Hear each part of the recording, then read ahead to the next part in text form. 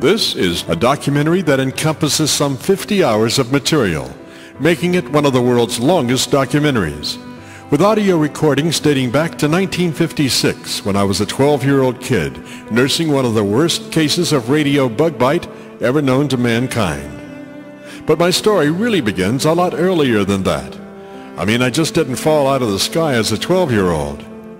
I was raised in the country in West Palm Beach, Florida, a few miles out of town.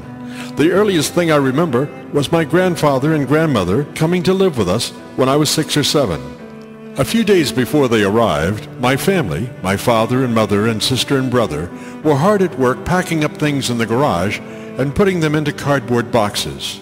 We stacked and we piled, and that wall of boxes climbed toward the garage ceiling. To hide all those boxes, we hung a cloth blanket to make a wall.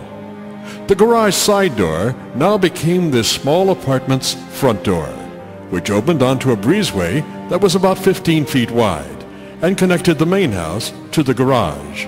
The next thing I remember was that my grandfather had built a garden area a good walk from the main house.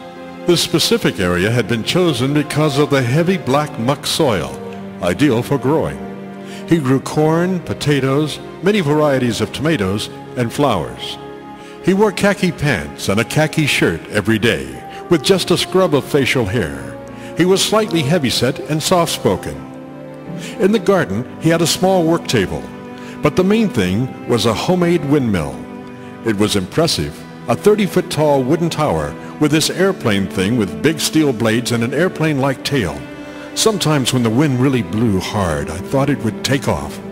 The windmill furnished water for the garden. There were no power lines to run a pump. There was also another building in the garden area. It was a glass house. Well, to a 7-year-old, that's what it looked like. Actually, it was a large storage shed made out of large window frames on all sides. It was maybe 10 feet by 10 feet, with a rainproof roof and glass on all sides. This was my grandfather's storage shed, with more cardboard boxes stacked to the ceiling in some areas. As I said, this was my grandfather's stuff, and some of his stuff was magic. He went to this garden every morning at 8 o'clock. He would come home for lunch and then back to the garden till 5 o'clock. I remember there were occasions when he would have to go looking for things in the glass shed, and if I were lucky enough to be in the area, I would be right there by his side as he searched. Somehow it didn't usually matter what he was looking for. I knew that there were 2 or 3 boxes of stuff in there that were pure magic, filled with all kinds of radio and telephone parts. Parts from another time, parts that held secrets. How did they work? Old telephone headsets and microphones, dials and coils, tubes, some of the biggest radio tubes I'd ever seen. I can't really express the depth of my attraction to these things, but my grandfather understood, because these were his things, and he had thought enough of them to pack them away, to save them. And when he would open one of these boxes, it was to me like being a pirate opening a lost buried treasure chest. I'm sure my eyes were as big as saucers and probably glazed over at the same time. I don't mean to make this a big deal, but it was.